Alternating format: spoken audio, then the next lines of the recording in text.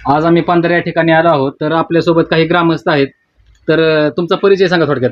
मी विशाल Dilip Ghorpade, Bahujan Samaj party Pune जिल्हा अध्यक्ष आहे आणि माझे पप्पा पाटबंधारे खात्यामध्ये 1987 ते 96 पर्यंत इरिगेशन खात्यामध्ये त्यांनी कार्यरत काम केलेलं आहे व त्यांच्याबरोबर इतर 8 जणही कामाला आहेत. त्यातले 2 जण एक्सपायर झालेले आहेत आणि त्यातले 7 जण लोक आता हयात आहेत.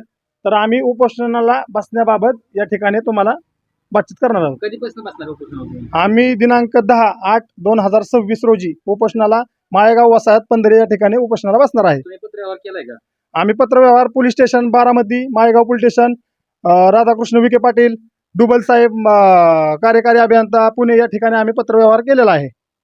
तुम्ही कायदेशीर कोर्टामध्ये केस होते का? तुमच्या पत्रव्यवहार केला होता का? आम्ही 1996 साली अजितदादा पवार ज्यावेळेस हयात होते त्यावेळेस आम्ही पुणे कामगार न्यायालयामध्ये यांच्या खात्याच्या विरोधात आम्ही कोर्टामध्ये गेलतो. 2014 आणि 16 मध्ये आमच्या साईडनं निकाल लागूनही खात्याच्या लोकांनी आम्हाला कामावरती अद्यापही घेतलेलं नाहीये. तुम्ही उपोषणासाठी किती लोक बसणार आहे? उपोषणासाठी आम्ही टोटल 9 लोक बसणार आहोत. त्यातले 2 जण एक्सपायर आहेत, त्यांची मंडळी आणि एक त्यांची जी मुलगी आहे ते उपोषणाला आम्ही बसणार आहे. असे 9 जण. कुठल्या मार्गाने उपोषण करणार आहे तुम्ही? आम्ही शांततेच्या मार्गाने आणि संयमाच्या मार्गाने संविधानिक मार्गाने आम्ही उपोषणाला बसणार आहोत. उपोषण सक्सेस नाही झाल्यास आम्ही डुबल साहेबाच्या ऑफिसमध्ये जाऊन आत्मदहन करणार आहोत.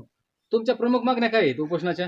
उपोषणाला बसल्यानंतर आज 1996 पासून ते आज तागायत यांचे सगळे पैसे म्हणजे जी थकबाकी आहे ती आम्हाला मिळावी. ह्यांना कामावरती ज्यांचे दिवस अजून म्हणजे कामावरती घ्यायचं आहे त्यांना कामावरती रुजू करून घ्यावं. त्यांना सगळ्यांना पेन्शन मिळावी ह्या आमच्या प्रमुख मागण्या असणार आहेत. एक वेळ तुमच्या उपोषणाची तारीख, वेळ आणि ठिकाण सांगा.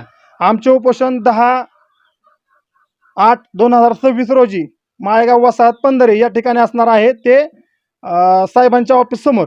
तुम्ही संबंधित खात्याकडे पत्रव्यवहार केला होता का किंवा संबंधित अधिकाऱ्यांनी तुमच्याशी काही चर्चा केली आहे का? आम्ही पत्रव्यवहार पोस्टामार्फत डुबल साहेबांना केलेला होता. तर त्यांचं आत्ताच मला पत्र आलेलं आहे की बाबा ते आपण चर्चा करू असं नुसतं म्हणत आहेत. पण त्यांचं मूळ उद्देश त्यांचा आहे की ह्या लोकांना कामावरती नाही घ्यायचं.